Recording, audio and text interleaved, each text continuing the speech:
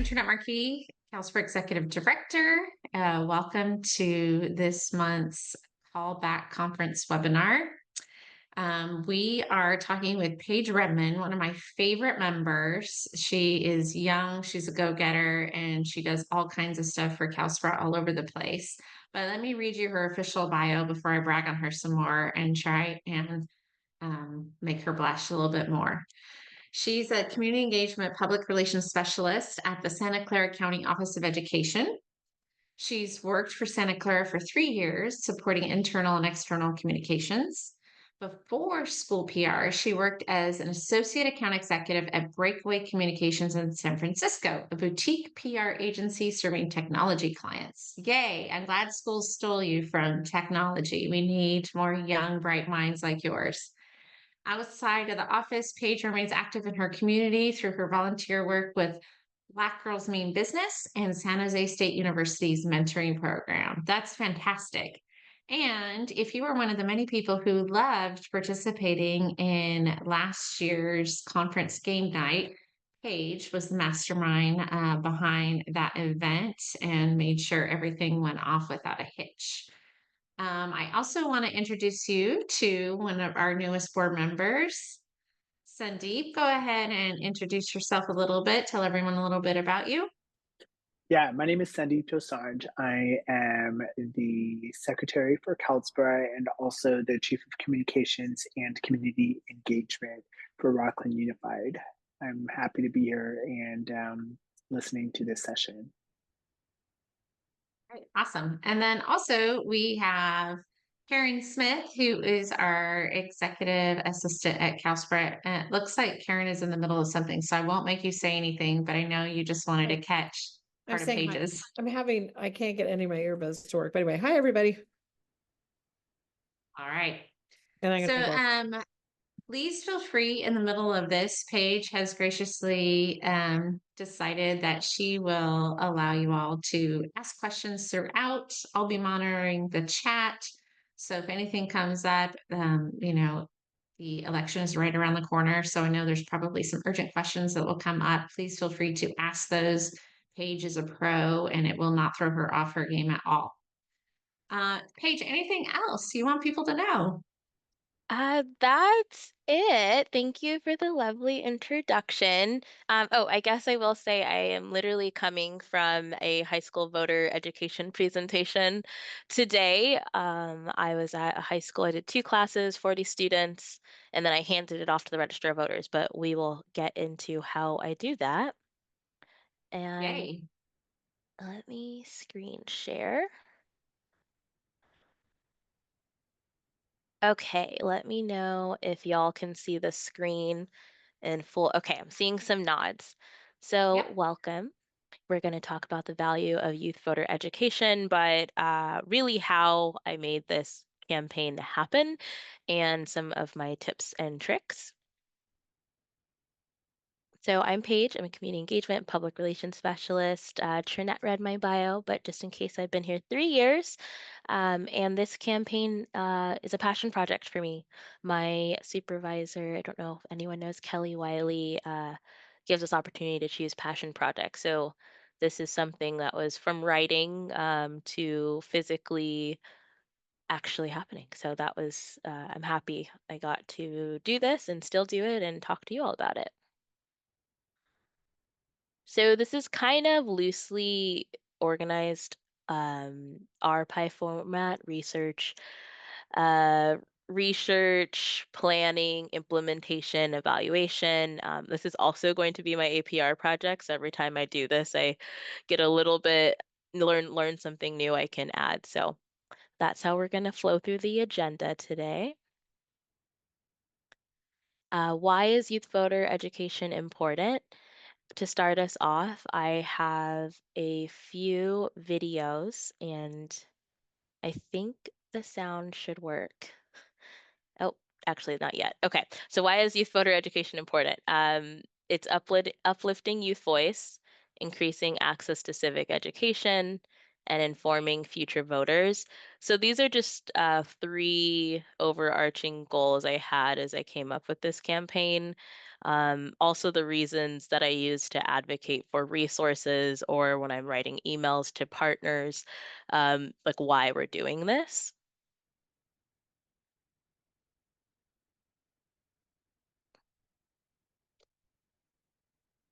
Did the audio work for that for you all? No? Okay. So I'm going to just skip through them, and then you all will have the link to this after. So you can watch them. But it just, the students say why they think voting is important, and it's their personal voice about, even though they're younger, it's important to have their voice heard.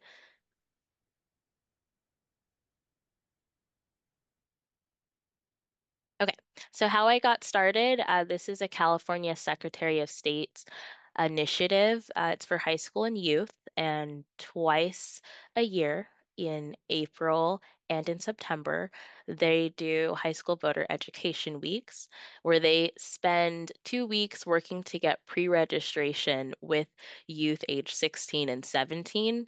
And this initiative feeds into the Santa Clara County Office of Education's Power of Democracy initiative, where we work to similar goals as before, uplift youth voice, increase civic engagement. We work on the state seal of civic engagement. So if students complete a certain number of civic engagement opportunities, they can get a seal on their diploma. Our office has some history and social science coordinators that we work with in our professional learning department. So that might be a route you could take to just find a partner who might have some tools to help get this campaign started. In this presentation, I also included a QR code for the CalSPRA submission about community engagement. Focused on civics that our office did. And this helped me really see the research that our office had done before, looking at voter registration numbers, looking at the need to increase youth vote and engagement, and then how we increased it through having events and registration drives, having community partners come to those events. So it's been a long time coming. I think we're finally at the point where we were with engagement from before the pandemic. So, yeah, just sharing a little bit of background here. And tangible goals, I was looking to increase voter pre-registration in Santa Clara County from 7,000 to 2,000. So our goal was 10,000. 7 schools to start. What I do is go into classrooms and give a presentation about how to pre-register to vote. And I bring the forms with me. And so that's how we increase the pre-registration numbers. They physically fill out those forms. We turn it into the Register of Voters or they mail it. They can also go on a website. The 7 schools that we visited are high schools, primarily 11th grade US history. I just came out of an AP Gov class, and this presentations are paired with voter registration drives too. So going to at least 7 schools and doing a few presentations, and that number is not that high, but I think the quality of what we're doing is strong. So quantity, I think, will increase later on as we build up our colleagues and volunteers that can do what I'm doing. But right now, I'm really just focusing on, quantity. So this is more of the same, just letting you know I had the goal of 7 schools to increase pre-registration from 7,300 to 10,000. My first deadline I gave myself was September 2023, but now we're in 2024 and I'm doing the exact same campaign. So this is still pretty much my goal. Okay, so how do I do this? I wouldn't be able to do any of it without our partners. Our partners included the Register of Voters. I don't know where all of y'all are from, but each county has a Registrar of Voters, and they have an outreach department. And depending on resources, they may even have a high school outreach department. So that's the route I took to reach the folks that would give me the content I needed for presentations, give me the swag that I needed, and also potentially um, be able to volunteer with me to go to schools. Likely, there is an outreach department in your county that's already going to community events and has a table. So that's one way to make that connection if you're have a table out at a community event to find them and exchange contact information and go from there. Other partners is the League of Women Voters. They're in that picture to the right. They are pretty prominent in every county, and I think this is their one of their most active times is right before an election. So they love to get inside high schools. They're actually looking for people to help them do that a lot of the time. So they were more than willing to provide people to volunteer with me, not so much the content.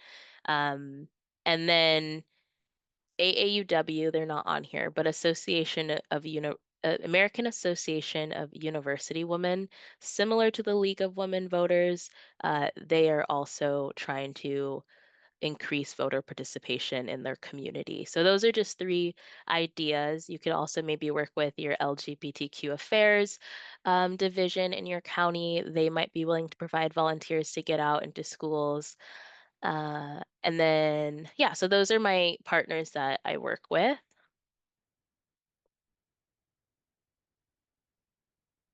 And the planning of the campaign, the tactics is registering and training volunteers. Just wanting to let you know, this all takes a bit of time. I start planning about 3 months out, creating forms, sign up forms for schools, creating forms for the volunteers to sign up and provide information. Matching classrooms and presenters also takes a bit of time. Developing the presentation where I get the content from the Register of Voters, compiling the swag. A creative way to do this is when you're at community events and there's stickers on the table, there's squish things, there's frisbees. I will kind of take a bag and be like, hey, I'm going to be going to high schools. Can I take some swag? And usually people are more than happy to say yes. So that's a free way to get swag. If you have a budget, then kind of deciding like, oh, if I want to create stickers and maybe sticker mule is an option to go with to print some stickers and design stickers. Other than that, we usually give away youth voter registration kits. Luckily, our Registrar of Voters has had a budget for outreach for swag, and the way they got that approved was through their county supervisors. I believe the county supervisors had an initiative that around civic engagement too, and they were able to work together to get a budget approved for their office. So that might be a route is asking your outreach at the Registrar of Voters if they have a budget for swag, and then kind of working your way up. And then also social media post was a way that I got out the school sign up forms, community newsletters. That's how I reached teachers was community newsletters and social media post. If your district has a contact sheet for history teachers, just kind of sending that out through a listserv was how I let people know about the opportunity.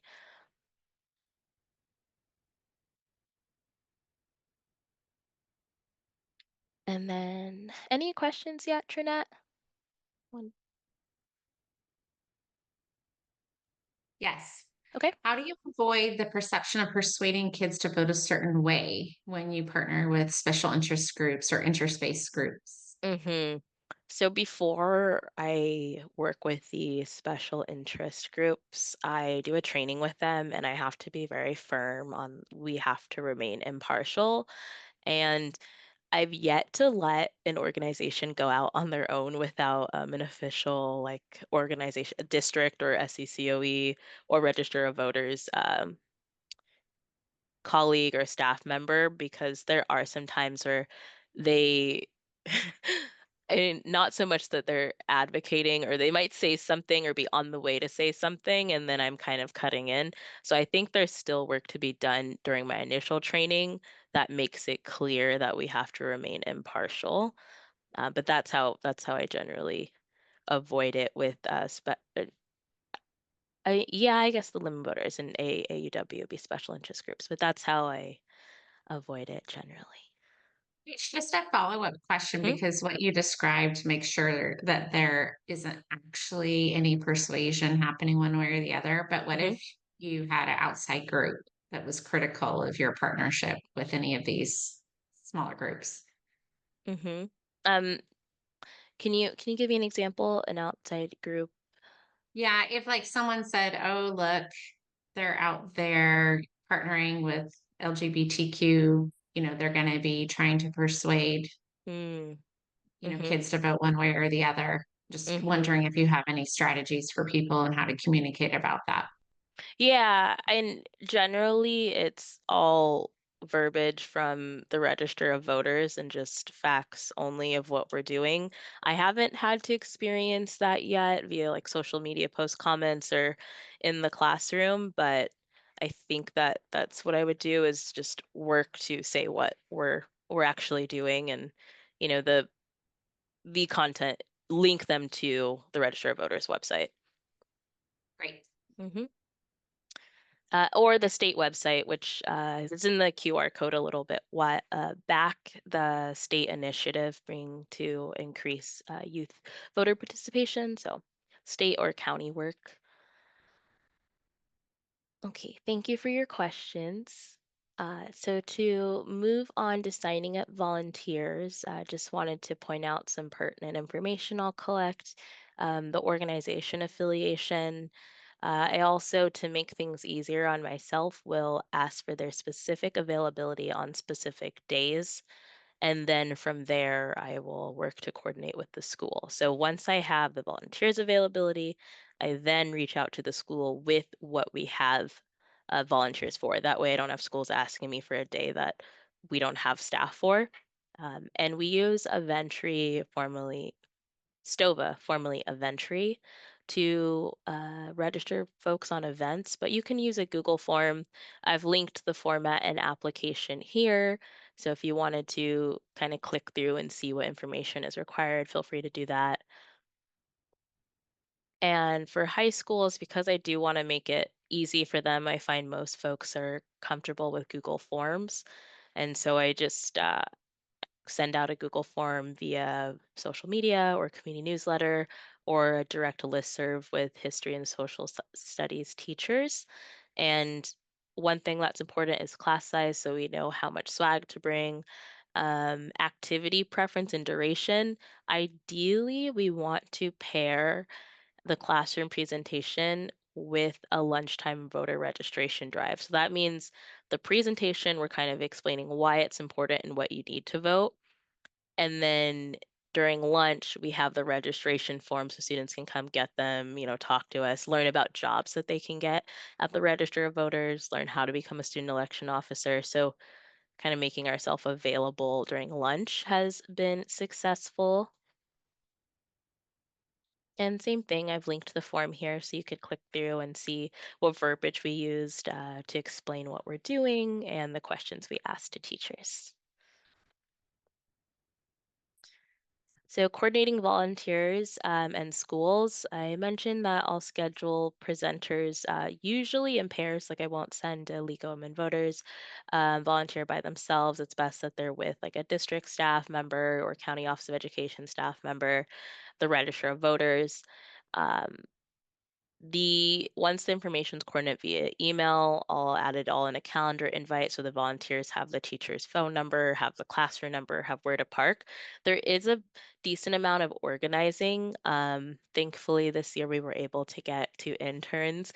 So if you're able to get some support, that the longest part is the coordination. So if someone can go into the Google form, go into your volunteer form and match things for you, that's super helpful. And that's kind of like a easier like handoff task if you're able to get that support. If not, like me, and you want to like the two times a day before, just kind of budget time to focus on just matching things and sending calendar invites. And I did want to include the presentation in this PowerPoint, so this will be sent to you all after, and you can click through and see what's in the presentation. You can even make a copy of it and just fact check the information's relevant in your county, and then that's done for you. So just want to make it easy if you want to create this campaign for your district or your county office. This is a picture of one of our history social science coordinators with a history teacher. And our owl, Ollie, our mascot. If you follow us on social media, you'll see Ollie a lot visiting different places and with different people. So this kind of lends also into photography with the students. So we have our own talent release forms that I will send to teachers. And generally, I might get one or two students that are able to be in pictures. Sometimes the district has an opt-out policy, in which case it just requires me to ask the teacher, and then the teacher usually asks like a principal administrative assistant if there's any type of photo, notices that those who can't be in photos. So this is a creative way of taking a picture if your students can't be in the picture. If you have some sort of mascot or sticker and then posing with the teacher, that is something we have done. I also put in a few social media starters here, some hashtags we use. There's a video that you can view as well, and I have our swag in the video as well as our owl mascot, kind of opening up what it means to pre-register to vote. And the Registrar of Voters in Santa Clara County is very creative, so they did a spin on Olivia Rodrigo's song and said, I got my driver's license last week and I pre-registered to vote, because when you go to the DMV, you can register to vote now. So yeah, something, be creative. Sometimes like in the videos before that the audio didn't work, those students I was able to, they signed talent release forms. So I asked those students like why registering to vote is important, or why is being involved in your community important. And that was also social media content for us to use later. And then I always tag the district I'm in, the Register of Voters, and sometimes the school, like associated student body or leadership class, has an Instagram, so we'll tag them as well. Hey, Paige, one Yeah. question for you. Mhm. On the videos that you collected from the students, those Mhm. were participants in these classes, or were they arranged ahead of time? So those students were yes and no. Arranged ahead of time, as in I had the teacher fill out or send out talent release forms, and I asked the teacher to identify two students. So yes, that was arranged ahead of time, but the students were not briefed on the questions because the teacher just didn't have time to give it to them. So it really was kind of in their face raw reaction. I think I took 3 videos and I asked 3 questions and I took the best question. Hmm. So yeah, you kind of have to have the teacher identify the students, because if you ask the class in the spot, no one's going to raise their hand. So yes, I had to identify the students ahead of time. Yeah. Thank you. Any other questions?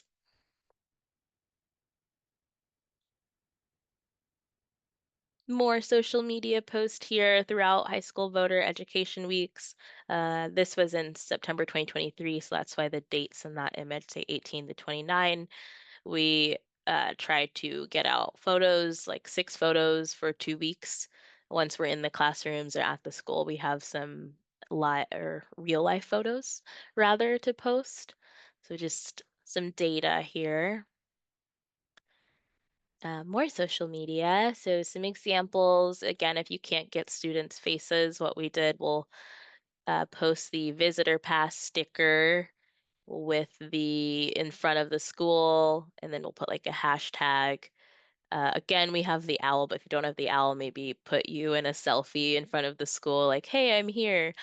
Uh, Behind heads of students with someone presenting, and then school entrance, and then the Register of Voters also was really generous with being in our photos. And then lessons learned. Still working to simplify the process of coordinating volunteers. Thankfully, I've been able to get some intern support for that this year. It's more impactful when you pair a presentation with a lunchtime voter registration drive. That way, if you don't have all the class time, they can come up to you. You can also find other students that aren't just in a history class. Uh, One thing I'm still working on is building my relationship with those history teachers because in the future, they might be eligible for awards. They might have students that they can suggest for internships at our district office or county office. They also would be great for guest speakers when we're looking for someone to come speak about the importance of civic engagement, or those students that they have in their class might be good for panels. So just working to build the relationship with those educators because they are the ones that take initiative to sign up for something like this. So just working on that. And I have a few more.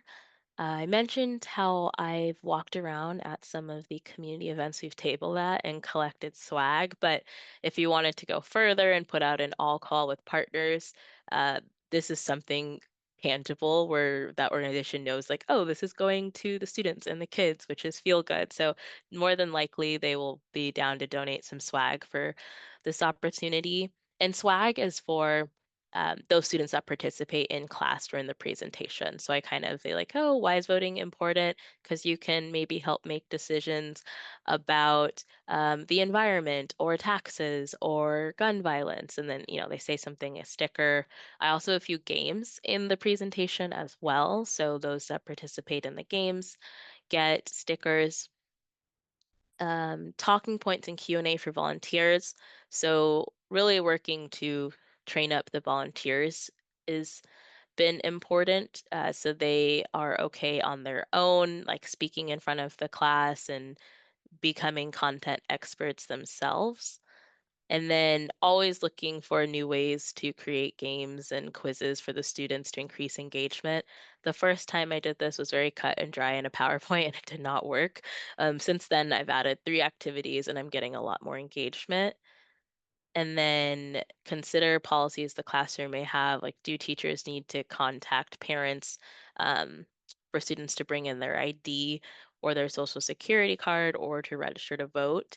So just something to keep in mind. I have had better success when I ask the teacher to tell their students ahead of time to learn their last 4 digits of their social, because then I'm able to like get the form signed in class and then turn them to the register of voters, which in return quickly increases our pre-registration numbers.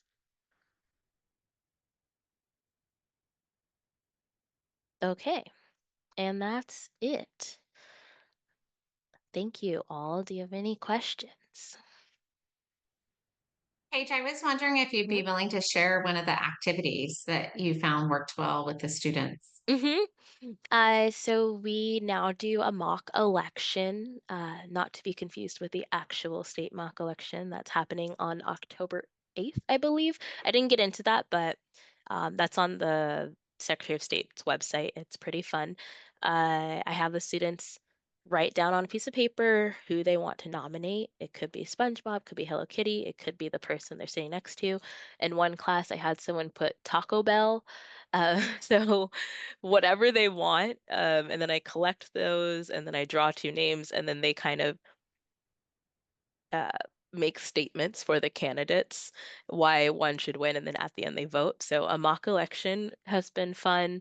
I also challenge them to guess the 6 qualified political parties, which is hard. I didn't know them all to begin with. And so that's a group activity where they work together and I give hints and they come up with answers, and then the group that gets an answer gets a prize. And so those 2, I think, have gotten the most chatter.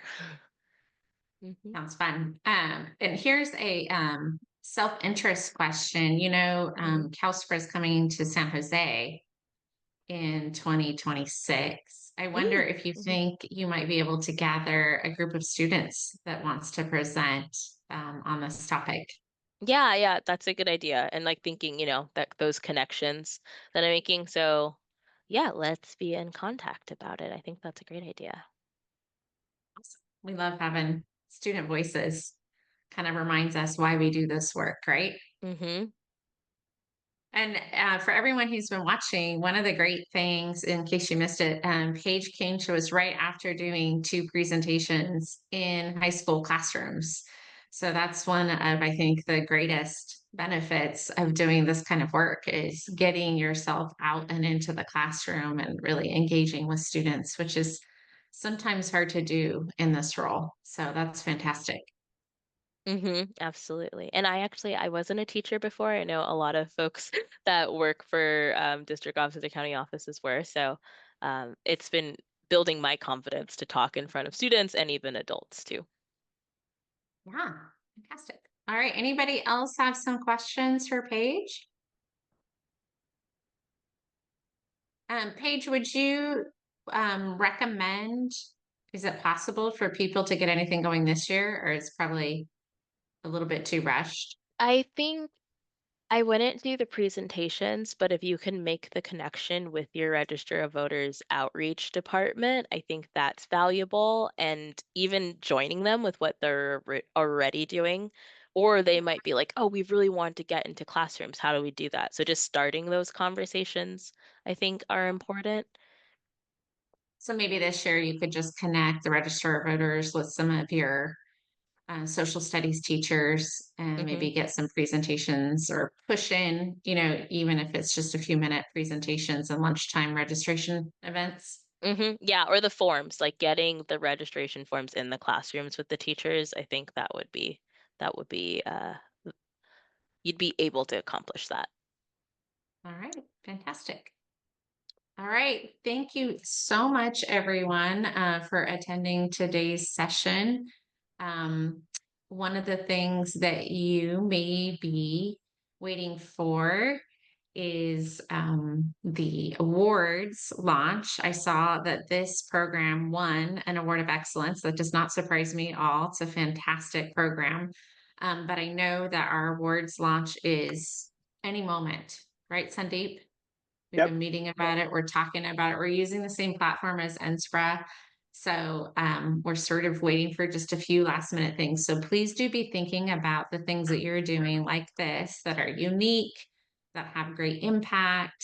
I love that you're reaching out to students because, things can get so cynical and polarized. But what you're doing is just so wholesome and like getting everybody involved and finding common ground and bridging a lot of those gaps that we see out in society. Some of the other events that are coming up for CalSPRA, we have our September office hour, which is going to be on Friday. If you have not participated in one before, it is very low pressure. I hang out during office hour just like I do in my professor job. And if you have something that you'd like to talk about, or even just to see the smiling faces of the only other people on the planet that understand exactly what you do, that's what we do in office hour. We hang out and chat about challenges or ideas about our careers or things we might want to present or submit for the awards program that is coming up. So if you have some questions about work that you're doing that might qualify for an award and you want to talk it over with some folks, we will be there talking to folks about it. We also have, if you have a foundation, an education foundation, or want to start one, we have a session coming up on October 8th around education foundations. We also have on October 22nd, we have a program coming up on communication interns. Paige mentioned how the interns helped her out quite a bit with getting some of the legwork done on this. And internship programs can be fantastic if they're well organized. They can be a lot of work if you're not very organized. I've seen both happen. And then we also have CalSPRA orientation, and that is not just for new members. There's so much that we've added to the benefits that you get as a member. So if you haven't really been paying attention in the last year or so to your membership benefits, please jump in. It usually only goes about 20 minutes, and then we do a Q&A. So you can get updated on all the things that you have access to as a CalSPRA member. All right, and don't forget also, CalSPRA conference, early bird registration ends at the end of October. So if that is something that you're hoping to do, we've had 2 hotels now sell out, but we are starting a waiting list on the website. So we'll be reaching out to people, and it's San Diego. So it's fairly easy to find housing really close to where the host hotel is. But we would love to have as many folks as possible share the conference with us. All right. And with that, I will wish you well. Have a fantastic weekend. Thank you so much, Paige. You've done so much for CalSPRA. I can't wait to see what you do with game night this year. If you did not participate last year, you really, really need to make sure that you mark your calendar and show up to game night. We do it on the Thursday night at the conference. And I can already tell, we were talking right before this, that Paige has some interesting ideas about how we're going to up the game this year. So I'll just tease it like that. But we look forward to seeing you. Have a great weekend, and I'll see you guys all at a CalSPRA event soon.